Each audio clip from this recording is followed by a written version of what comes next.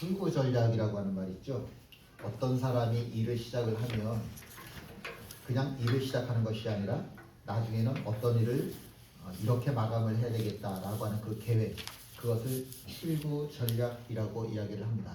사업을 하는 사람이 무작정 돈을 투자를 하는 것이 아니라 내가 사업을 시작했으니까 내 리더십으로 이 조직을 어떻게 이끌어갈 것인지, 그리고 내가 시작한 이 일을 나중에는 어떻게 마감을 할지, 그것에 대한 그 생각을 하는 것이 출구 전략이라고 이야기를 하죠.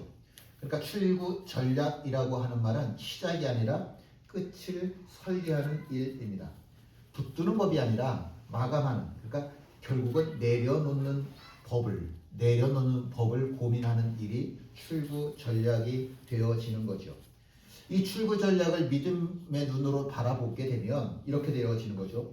단순히 내가 시작한 일을 마친다라고 하는 개념이 되어지는 것이 아니라 내가 손해를 어떻게 줄이지, 내 체면을 어떻게 지켜야 되지, 이런 고민이 아니라 이 출구 전략이라고 하는 것은 결국에는 하나님의 통치권에 대한 문제입니다. 내가 이제껏 붙잡아 왔었는데 이것을 내가 하나님 앞에 돌려드리겠다라고 하는 것이 출구 전략이 되어지는 겁니다. 이제까지는 내 생각으로, 내 경험으로 내가 삶을 살아왔지만 이제부터는 내가 나의 왕이 아니라 하나님이 나의 왕 되신 분, 그러니까 하나님한테 내 삶에 대한 모든 통치권을 이양하는 것, 이것이 출구 전략이라고 하는 겁니다. 내려놓는 거란 말이에요. 결국은 이 출구 전략이라고 하는 것은 내려놓는다라고 하는 말이고, 그 말은 내가 하나님 앞에 나의 삶을 통째로 내어 맡긴다라고 하는 뜻이 되어지는 거죠. 결국은 이 출구 전략이라고 하는 것은 끝을 준비할 수 있는 사람의 지혜가 되어지는 겁니다. 시작은 누구나 할 수 있죠. 열심히 누구나 할 수 있습니다. 누구나 내가 하고 있는 일이 더 확장되어지기를 원하죠. 그런데 많은 사람들이 시작은 하지만 내가 일을 어떻게 마감을 할지에 대한 생각은 별로 없습니다. 직장에 다니는 사람이 은퇴할 때 반드시 오지 않겠어요? 태어난 사람이 언젠가는 반드시 죽지 않겠어요? 나의 삶의 순간순간마다 마감해야 될 끝이라고 하는 순간은 언제나 우리에게 오지요. 근데 사람이 시작을 할 때는 굉장히 당당한데 자기의 마지막을 생각할 때는 늘 불안해집니다. 사람은요 떠난다라고 하는 것을 생각을 해보면 두려워요. 우리가 죽는다고 하는 생각을 하게 되면 두렵습니다. 내가 맡고 있는 이 일에서 떠나게 된다라고 하면 두렵습니다. 목사님들도 은퇴를 많이 하시는데 은퇴하시는 분들 보니까 이게 반응이 아주 극과 극을 달리더라고요. 어떤 분들은 너무 편하다고 얘기를 하시고, 어떤 분들은 1년을 지내는 게 마치 목회 40년 지내는 것처럼 너무 힘들다고 그렇게 말씀하시는 분들도 계시더라고요.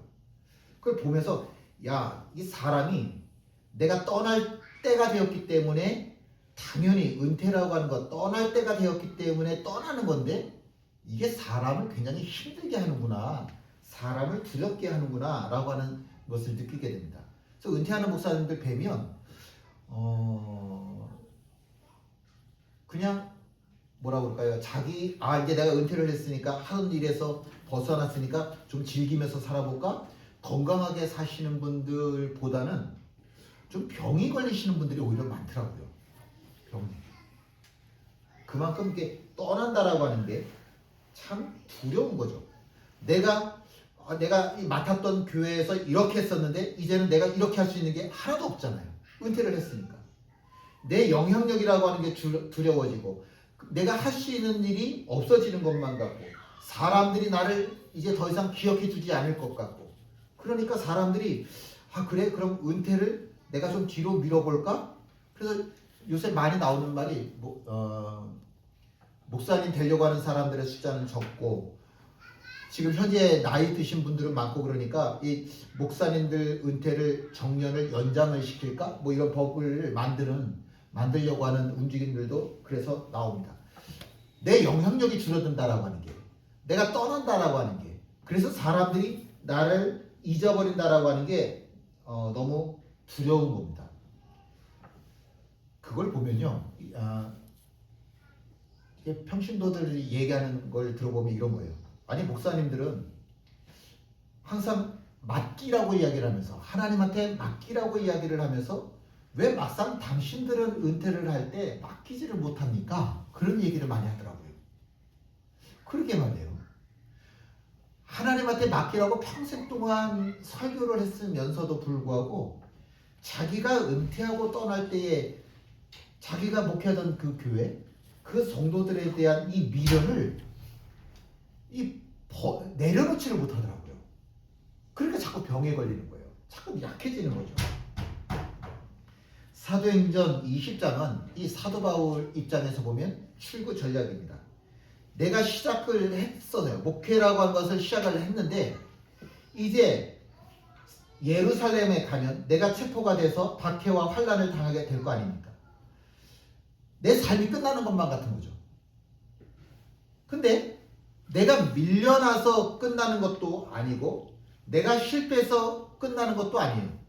오히려 예수님께서 십자가를 지신 것처럼 너도 예루살렘에 가면 환란과 박해를 당할 거야.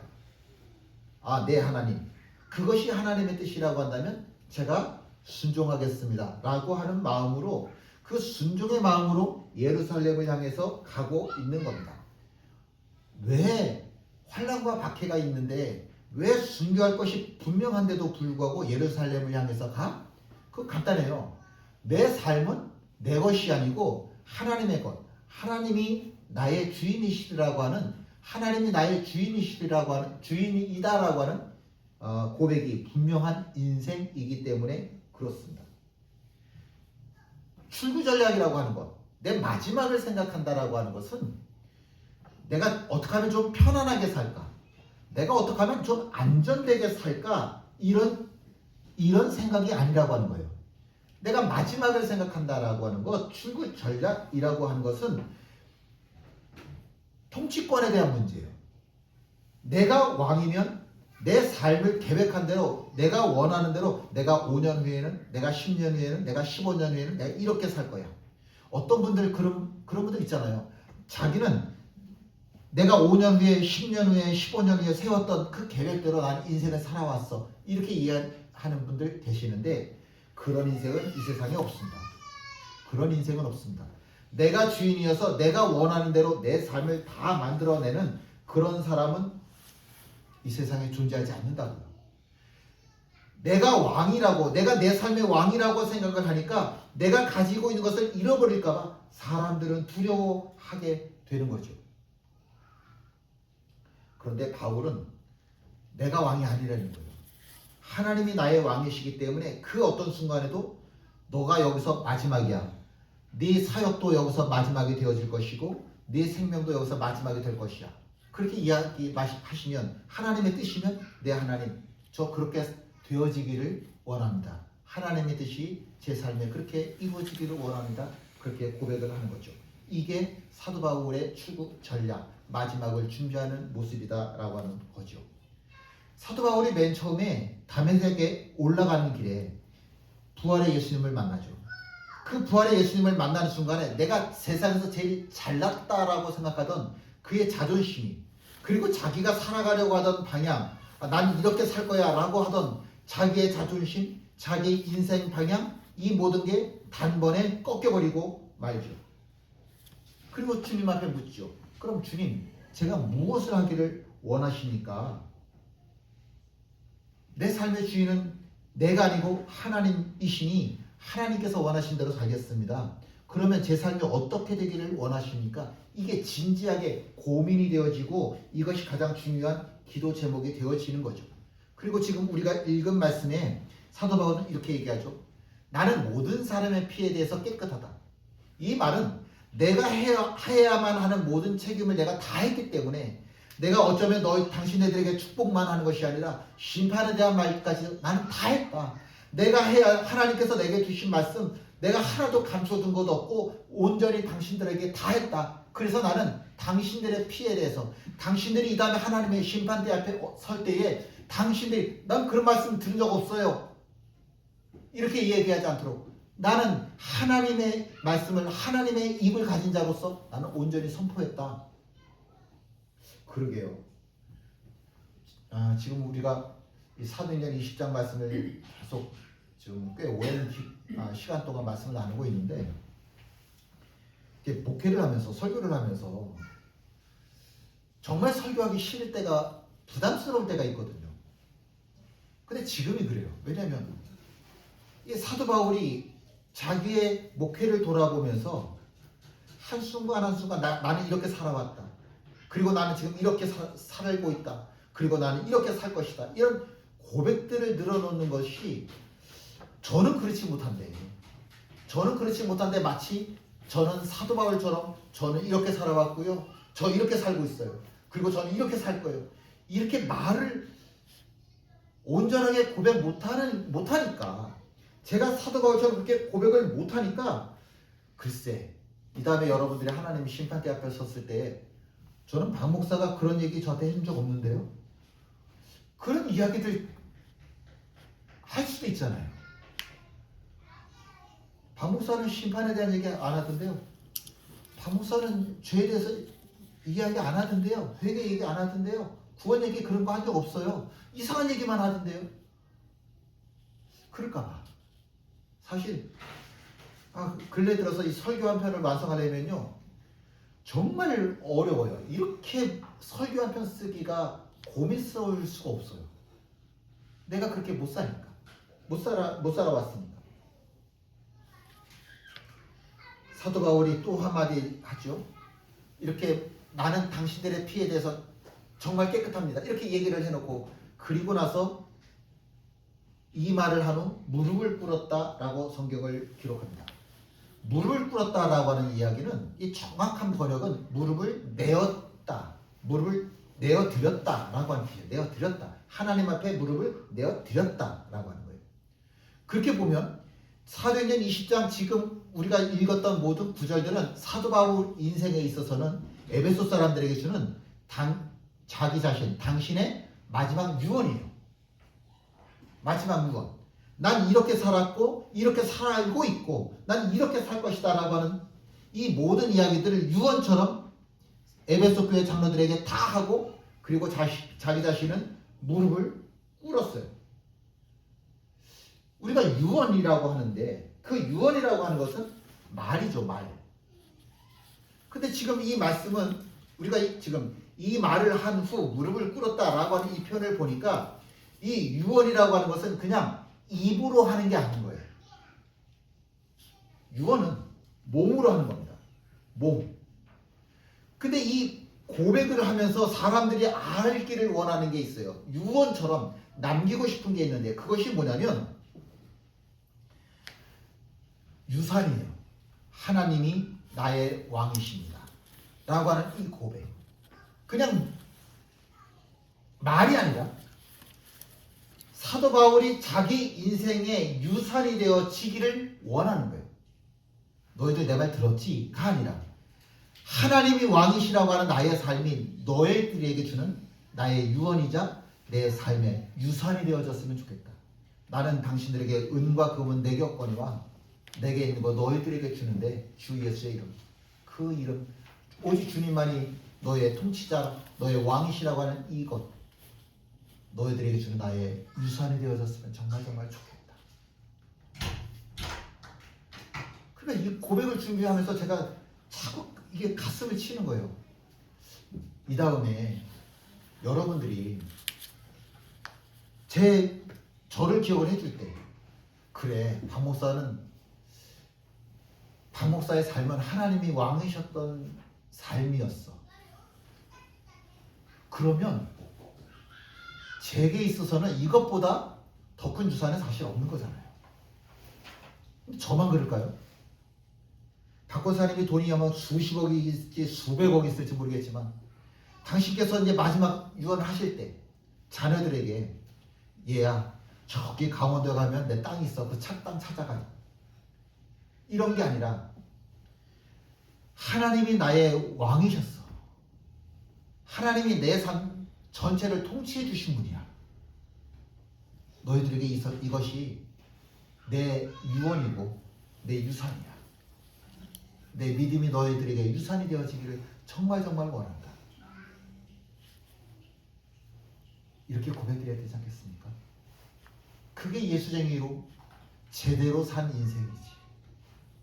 그게 예수쟁이로 제대로 된 인생이지. 무릎을 꿇는다라고 하는 건 자리를 바꾸는 일이에요. 내가 중심이었는데 내가 무릎을 꿇었어요. 그리고 이제 고백하는 겁니다. 주님의 뜻이 내게 이루어지기를 원합니다. 무릎을 꿇는 건 힘을 빼는 일이에요. 서 있는 사람은 언제든지 움직일 수 있잖아요. 근데 무릎을 꿇은 사람은 지금 이 자리에서 움직일 수가 없잖아요. 근데 묘한 거는요. 예수님께서 겟세마네 동산에서 기도하실 때도 무릎을 꿇으셨어요. 예수님께서도 무릎을 꿇고 내가 무엇을 내 마음대로 움직일 수 있는 없는 그 자세로 뭐라고 기도해요? 아버지의 뜻대로 되기를 원합니다. 아버지의 뜻대로 되기를 원합니다. 그렇게 기도하셨죠. 그 모습을 보면서 아까 우리 찬송을 했지만 아유 자칭 메시아라고 하는 자잖아. 자기가 스스로 메시아라고 하는 자지 누가 저 사람 보고 메시아래? 저 가짜야 가짜. 그 모든 비난을 다 들으면서 예수님께서는 이렇게 무릎 꿇고 계실 때 사람들이 볼 때는 예수님이 분명히 실패자죠. 너는 실패자야. 네가 한 게 뭐가 있어? 네가 한 게 뭐가 있어? 십자가 이 밑에 있던 사람들이 뭐라고 그래요? 야, 네가 그렇게 사람들 구원하기 때문에 너 먼저 구원해봐. 너가 먼저 십자가에서 너를 구원해. 그럼 우리가 너 믿을게. 그렇게 보면 예수님의 인생은 실패였어요. 무릎을 꿇는 건 뭐예요? 사람들이 볼 때 너 정말 약해 빠졌어. 너 정말 약해 빠졌어. 그런 뜻이잖아요. 사도 바울이 이제 마지막 순교의 길을 걸어가야 되는 그 순간에 무릎을 꿇었어요. 저는 하늘의 뜻이 하나님의 뜻이 저에게 이루어지기를 원합니다. 하나님을 신뢰하는 거죠. 내 마지막 순간에 이루어질 하나님의 뜻, 그것을 기대하고 있는 겁니다. 자기의 사역도 내려놓습니다. 자기의 목회지도 다 내려놓습니다. 그리고 이제껏 내가 섬겨왔던 성도들, 그 모든 성도들도 하나님 앞에 내려놓습니다. 다 내려놓는 거예요. 그 모습을 보면서 에베소 교회 장로들이 다 울었어요. 순교하러 간다는데 안 울 사람이 누가 있어요? 다 울었어요. 그런데 묘한 건 이게 헌신이라고 하는 거예요. 정말 우는 마음으로 가지 마세요 이렇게 해야 될 것만 같은데 이 사람들이 배에까지 그 사도 바울을 전송하면서 하나님의 뜻이 당신의 삶 속에 이루어지기를 원합니다. 하나님의 뜻이 당신의 삶 속에 이루어지기를 원합니다. 그리고 다 마지막 인사를 하더라고요.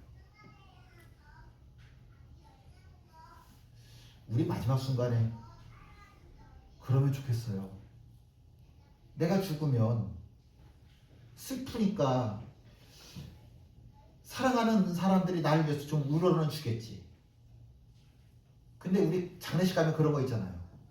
이상하게 슬픈데 죽었으니까 슬픈데 이상하게 묘한 기쁨이 있어. 이상하게 묘한 평안이 있어. 아, 하나님이 이분 이끌어 구원해 주셨구나. 하나님께서 하늘문 여시고 이 사람 받아주셨구나. 이게 저절로 믿어지면서 사람은 죽었는데 그래서 슬픈데 그런데도 불구하고 이상하게 기쁘고 이상하게 평안이 깃드는 그런 장례식장이 있다니까요. 이분들도 다 아는 거예요. 그래, 바울은 하나님께서 다스리는 사람이야. 그게 믿어지는 거죠. 이제껏 하나님께서 바울 다스려 주셨지. 우리는 무엇을 남길까라고 하는 것으로 참 많이 고민합니다. 무엇을 남길까? 유산, 레거시라고 그러죠. 유산. 무엇을 남길까? 떠난 사람 자리는 남는다면서요. 떠난 사람 흔적은 남는다면서요. 내가 떠날 때 내 흔적 좀 크게 남길까? 아니면 숫자 통장에 숫자 많은 걸로 내가 이제껏 얼마나 열심히 살아왔는지 그 증거를 남길까? 사람들이 내 이름 다 기억할 수 있도록 저 미국 대통령 보니까 박물관에도 자기 이름 쓰고 뭐에도 자기 이름 쓰고 다 자기 이름 쓰는데 그렇게 나도 한번 이름 한번 남겨볼까? 근데 사도 바울이 남겼던 건 무릎이에요. 무릎. 사람들이 무릎을 기억할 거예요. 분명히. 마지막 순교하기 위해서 출발을 하면서 사람들과 함께 무릎 꿇고 기도하던 그 모습. 그게 사도 바울의 유산인 거죠. 무릎. 유언이라고 하는 건, 말이라고 하는 건 다 사라진다니까요. 다 사라진다니까요. 근데 이 유산이라고 하는 건 남잖아요. 유산.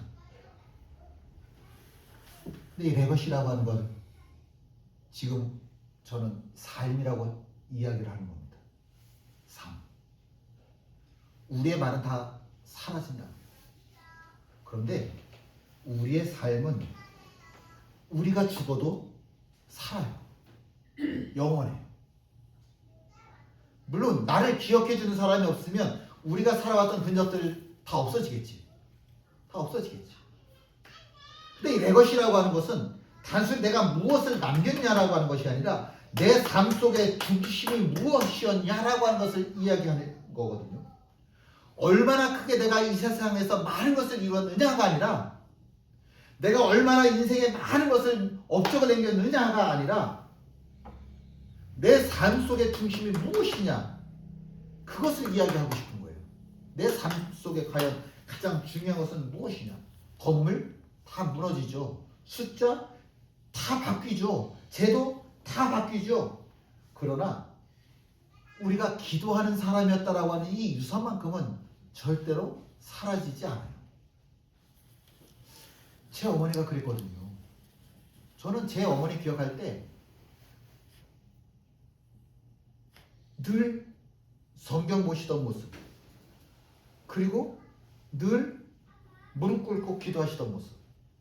근데 집에서 기도하시면서도 그렇게 우시면서 기도를 해요. 이 성경을 읽은 게 우리 어머니 마음에 어떤 영향력을 끼쳤길래 저렇게 집에서 혼자 무릎 꿇고 기도하시면서도 그렇게 울면서 기도하셨을까?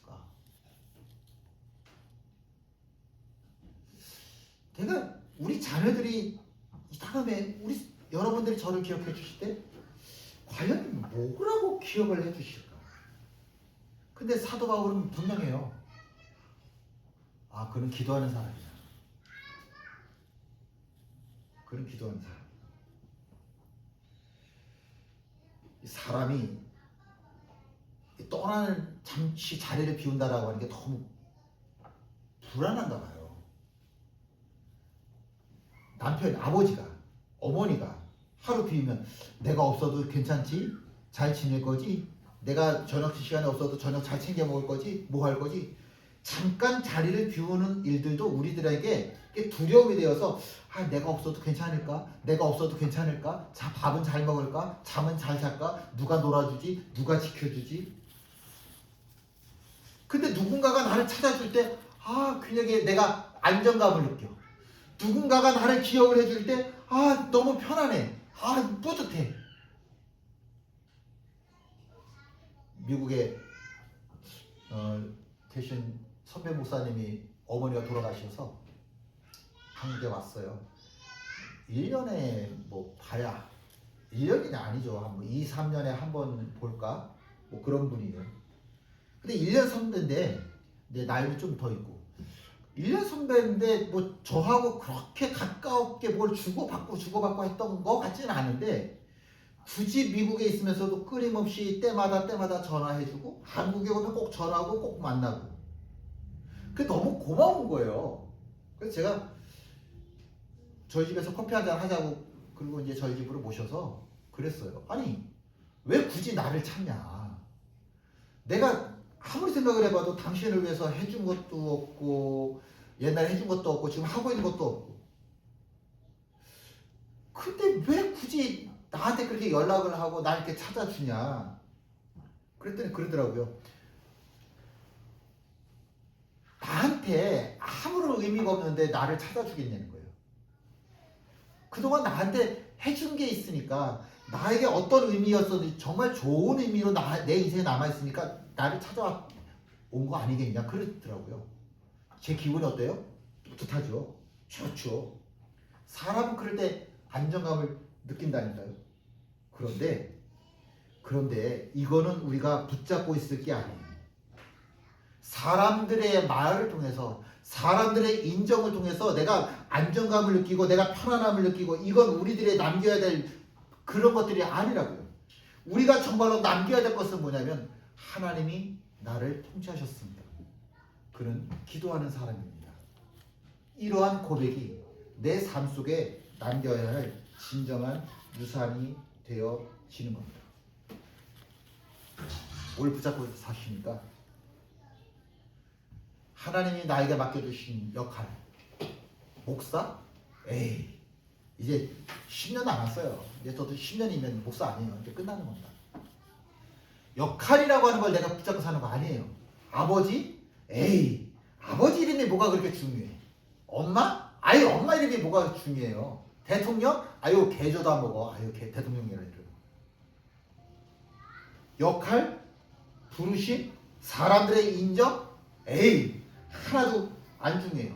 내가 떠나고 나면 남아있는 사람들이 나를 기억하는 그 기억, 그게 우리들의 유산인데, 그 사람은 하나님이 다스리시는 사람이에요. 그 사람은 정말 기도하던 사람이에요. 그 사람의 무릎, 여기 흔적이 여기 있어. 그 사람의 무릎이 내 삶 속에 남아있어. 저 박 권사님한테 제일 고마운 게 뭔지 아세요? 우리 권사님하고 제가 차에서 이제 얘기를 많이 하니까, 박 권사님들 저한테 그렇게 말씀해 주세요. 아유, 목사님이 기도해 주시잖아요. 이게 거짓말인지 진짜인지 인사치레인지 뭔지 모르겠어요. 근데 그렇게 말씀해 주실 때, 내가 잘 살았구나. 내가 잘 살았구나. 사도 바울의 마지막 모습을 보면 그렇게 화려한 모습은 아닙니다. 박수 받으면서 떠난 것도 아니고, 성공이라고 하는 사람들이 이야 성공이야, 사도 바울처럼 살면 인생에 성공하는 거야, 그렇게 이야기할 만한 경제학적인 모습도 전혀 없습니다. 무릎을 꿇고 기도했고요. 그리고 사람들이 그를 위해서 흘려주는 그 눈물을 뒤로 놔두고 떠난 사람이에요. 그게 다예요. 그런데 그의 이름이 2000년 동안이나 영원하잖아요. 2000년 동안이나 영원하잖아요. 우리는 과연 무엇으로 인생을 남겨야 할까? 두 가지. 기도하는 사람이 되십시오. 무릎을 남기십시오. 주님의 이름으로 부탁을 드립니다. 무릎을 남기십시오. 젊으면 기도 안 해도 되나? 젊어서부터 기도해야지. 이게 기도가 근육이에요. 제가 오늘 좀 많이 설교 좀 길죠? 이해해 주세요. 이 기도가 근육이라, 기도하던 사람이 기도가 필요할 때 기도할 수 있어요. 기도하던 사람이 기도의 능력이 필요할 때 기도할 수 있어요. 기도의 근육이 붙어야 하나님이 나를 통치하실 수 있어요. 딱 두 가지. 무릎을 남기십시오. 그리고 하나님께서 나의 왕이십니다라고 하는 이 고백을 남기십시오. 이제 우리 함께 기도하기를 원하는데요.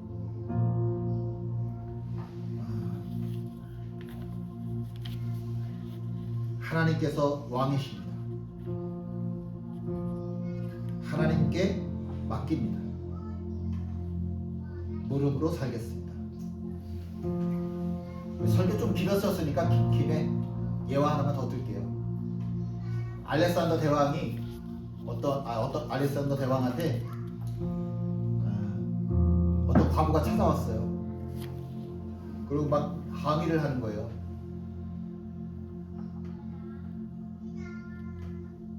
나는 알렉산더 대왕 당신을 믿고 내가 이렇게 살았는데 내가 살다 보니 인생에 있어서 이런 손해를 봤다.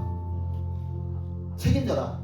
내가 한 번 당신 믿은 것밖에 없는데 나 이렇게 인생에 손해봤다. 그랬더니 알렉산더 대왕이 그 여인에게 자기가 잃은 것보다 더 갑절로 갚아줬어요. 날 믿었대는데.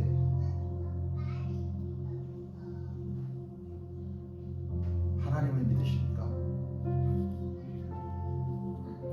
그래서 하나님께 통치권을 이양하고 무릎을 꿇었습니까?